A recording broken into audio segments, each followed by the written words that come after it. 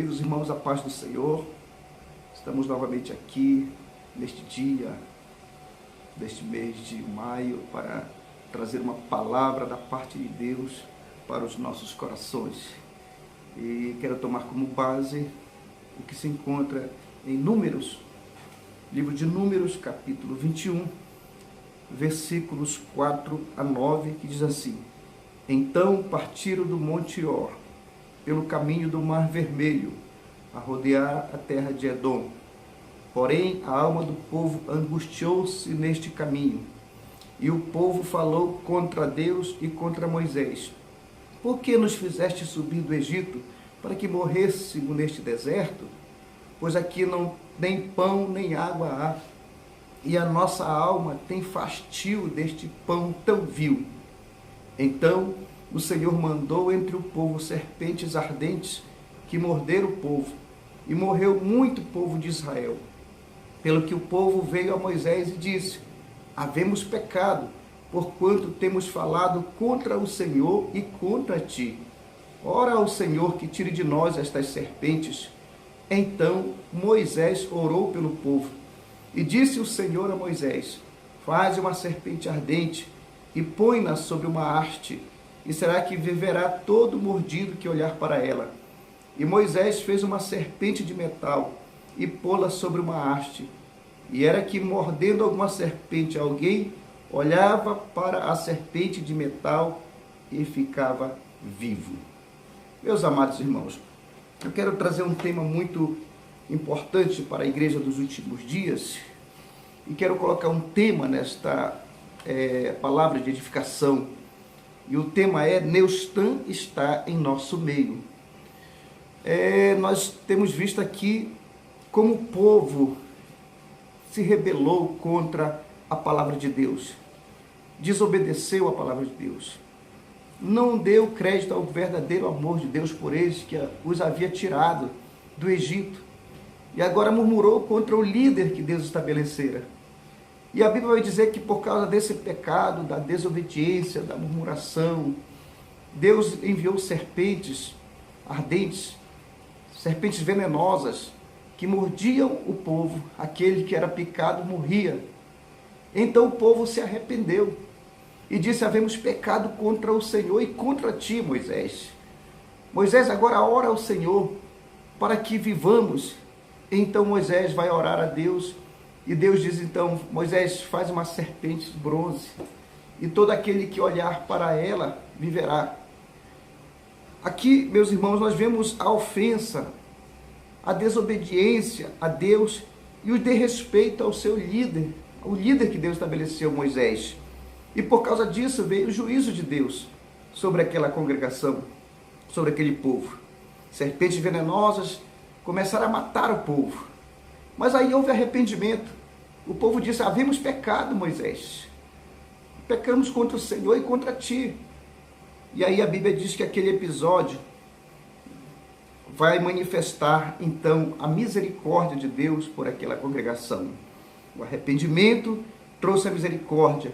A misericórdia de Deus trouxe uma provisão, uma serpente de bronze. Mas o que eu quero dizer é que este episódio ele não serve de sustentação para uso de ídolos ou atos idolátricos de objetos, de imagens. Não, isso não cabe num culto a Deus. O que Deus trouxe ali foi uma solução para um problema da desobediência do povo. Aquilo não se constituiu da parte de Deus como um ato de adoração, mas um ato de misericórdia da parte de Deus, um ato de salvação, um ato de fé, um ato de obediência. O capítulo 20 do livro do Êxodo, Deus veementemente condena a adoração à imagem. Ele fala assim: Eu sou o Senhor teu Deus, que te tirei da terra do Egito, da casa da servidão. Não terás outros deuses diante de mim. Não farás para ti imagem de escultura, nem semelhança alguma do que é em cima nos céus, nem embaixo na terra. Então Deus não vai contradizer a sua palavra. Mas o que eu quero trazer é algo muito sutil que tem ocorrido nos nossos dias. Primeiramente, nós precisamos compreender o sentido de Deus ter mandado construir a Neustã, a serpente de bronze. Primeiro, ensinar aos israelitas a submissão as ordens divinas e a sua liderança.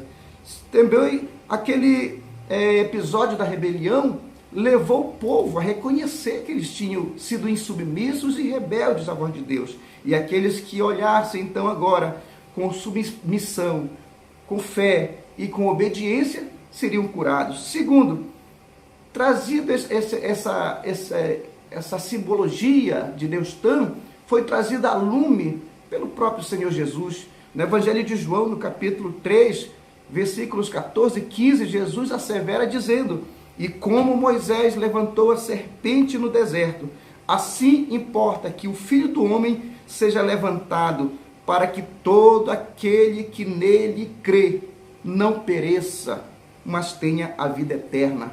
Para que todo aquele que nele crê. Jesus não estava estabelecendo aqui simbologias, metodologias, não, imagens, objetos, fetiches, não. Jesus estava falando aqui de fé, de submissão e de obediência. Neustã apontava para a verdade superior que viria posteriormente, o livramento do juízo pela fé em Jesus Cristo, a cura da alma, a cura física pela obediência, pela fé em Jesus, e a salvação eterna, justamente por causa disso, pela fé. Hoje o que nós vemos, meus irmãos, é o mercantilismo da fé, é o curandeirismo, é o fetichismo, querendo se filtrar paulatinamente dentro da igreja.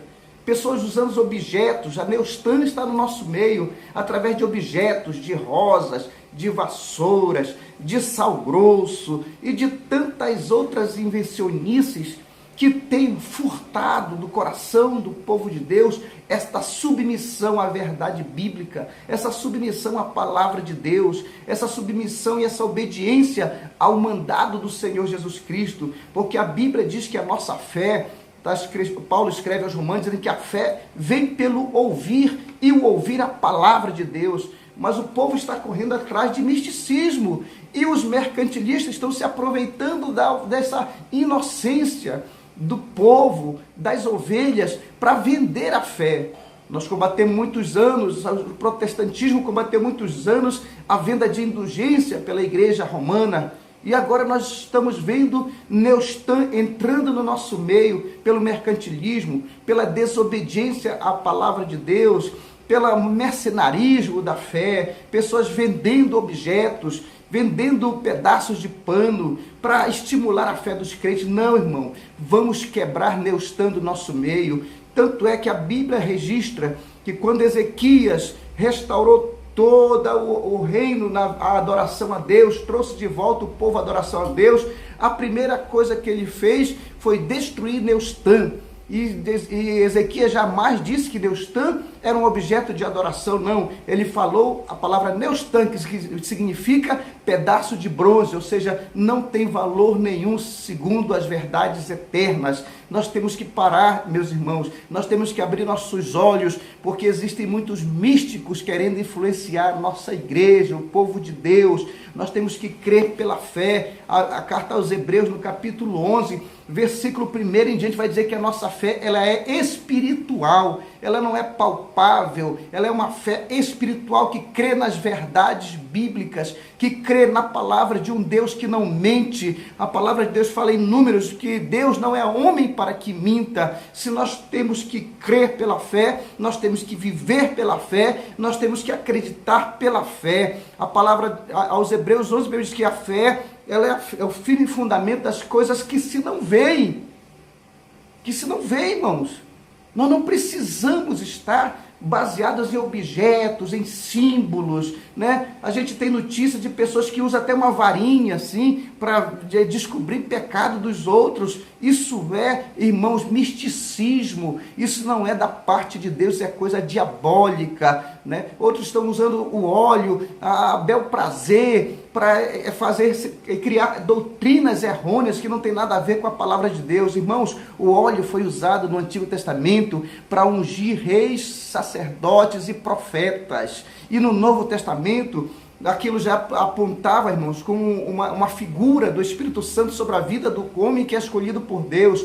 E no Novo Testamento nós vemos o óleo, irmãos, somente na carta do apóstolo Tiago, ali, quando é usado para ungir pessoas enfermas. Não ungimos objetos, não ungimos carros, não ungimos casa com óleo, porque isso é antibíblico, isso não é verdade, isso é invencionice, isso aí, irmãos, é para roubar a fé, meus irmãos. Então nós vamos ter que combater isso. Nós somos um povo que é inteligente, é um povo que não se deixa enganar pelos ventos de doutrina. Nós temos ouvido pessoas dizer que já tomaram até tomaram óleo, irmãos, para exercitar fé. Que é isso? Isso é um absurdo. Nós precisamos, irmãos, voltar às doutrinas bíblicas. O pastor Silas Daniel, no seu livro A Sedução das Novas Teologias, fala muito sobre isso, que nós não devemos cair na falácia do discurso piedoso para justificar o erro. Mas porque fulano usou isso, deu certo. Não, nós temos que voltar para as verdades bíblicas, né? Nós temos que voltar para a palavra de Deus. Essa falácia de usar instrumentos, de usar misticismo para tentar enxertar na fé, isso veio da fundação, do descobrimento do Brasil, quando houve o sincretismo religioso ali, trazido pelos os portugueses, os africanos, e houve essa mistura religiosa. Mas a Bíblia diz que nós não somos do Egito mais. Deus nos tirou do Egito, não nos trouxe para misticismo, nos trouxe para a fé no nome do Senhor Jesus Cristo. Ele fala para que todo aquele que nele crê, primeiramente é crer. Tomé, uma certa vez, ele falou para Jesus, Tomé é chamado Dídimo na Bíblia: se eu não tocar, eu não crerei. Jesus disse: Tomé, não seja incrédulo, mas seja crente. Aí sabe que Jesus fala? Bem-aventurados que não me viram e creram. Jesus chama bem-aventurado aqueles que crê. Meus irmãos, não venda a sua fé. Tem pessoas vendendo pedaços de pano para você exercitar a sua fé. Tem pessoas que estão enganando, dizendo que estão trazendo óleo lá de Israel, terra de Israel. Mas é impossível. Se todos trouxessem a terra de Israel, Israel já teria um Grand Canyon lá, porque é proibido trazer terra de Israel. Os peregrinos não podem trazer nada de Israel, e os enganadores estão saindo aí enganando o povo incauto, dizendo que trouxe terra de Israel, óleo de mirra, não sei de onde, tudo feito aqui no Brasil, meus irmãos, para vender. Isso já é venda de indulgência, estão vendendo o céu. Vamos viver como crentes verdadeiros, genuínos, crendo na palavra de Deus. A Neustã do Antigo Testamento trouxe salvação para aqueles que olhassem. Ali era um símbolo do Senhor Jesus Cristo. Ele diz: quando eu for levantado da terra, atrairei todos a mim. E ele fala no capítulo 3, versículo 14, 15, diz: e como Moisés levantou a serpente no deserto, assim importa que o Filho do Homem seja levantado. Onde? Na cruz.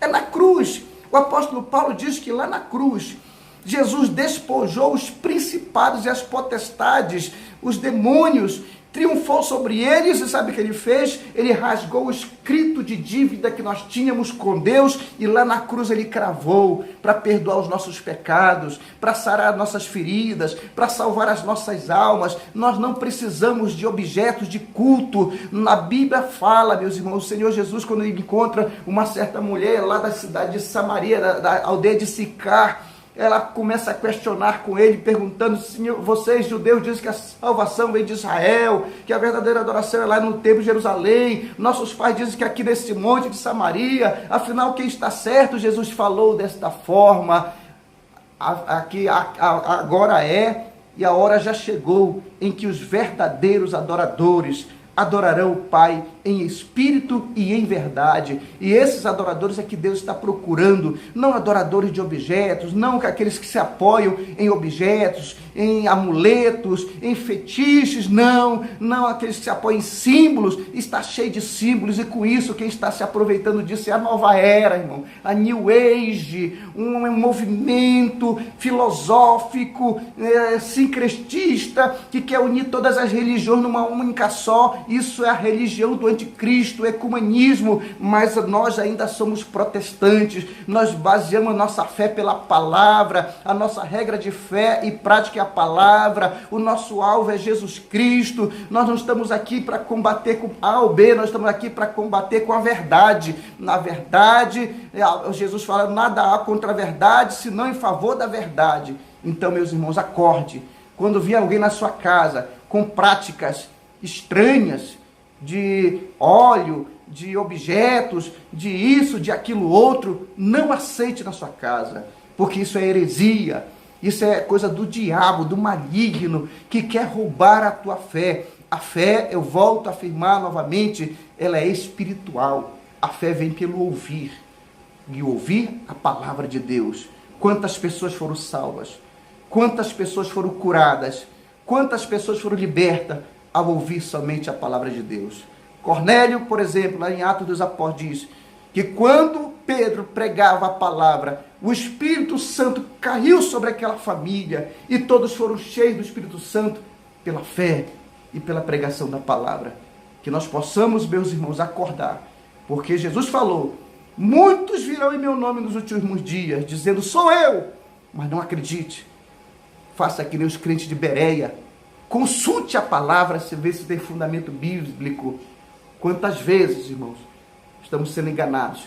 Eu ouvi falar que numa certa igreja, uma missionária foi pregar, e estava pregando, se urinou toda, ali no púlpito santo da igreja, e depois justificou aquilo como dizendo, é assim que Deus me usa, Deus jamais envergonha seus servos, isso é coisa diabólica, maligna. Outro estava regendo um conjunto, saiu de lá, foi se encontrar com um namorado homossexual dentro da igreja. O que é isso? Falta da palavra de Deus. Nós precisamos combater com a palavra. Pessoas estão dentro das igrejas sendo enganadas pelos mercenários que estão negociando a fé dos crentes. Irmãos, eu não estou falando para você dar a sua oferta, deixar de dar a sua oferta, que isso é mistério na casa do Senhor, de entregar seu dízimo, isso é mistério na casa do Senhor, para que haja mantimento na casa, mas não negocie a sua fé, não negocie a sua fé. A Bíblia diz, crer no Senhor Jesus Cristo e será salvo, tu e a tua casa, que o Senhor venha abençoar cada um. Não aceite práticas místicas dentro da igreja, não aceite práticas místicas dentro da sua casa, mas aceite a oração, aceite a leitura bíblica, aceite o culto doméstico, aceite a imposição das mãos daqueles que estão enfermos e a unção com óleo nos doentes, e Jesus vai operar. A obediência, a fé e a submissão levou o povo lá no deserto a viver. E Jesus disse, assim como Moisés levantou a serpente no deserto, importa que o Filho do Homem seja levantado, para que todo aquele que nele crê não pereça, mas tenha vida eterna. Alerta, igreja, Neustan está no nosso meio. Que Deus abençoe a todos em nome de Jesus.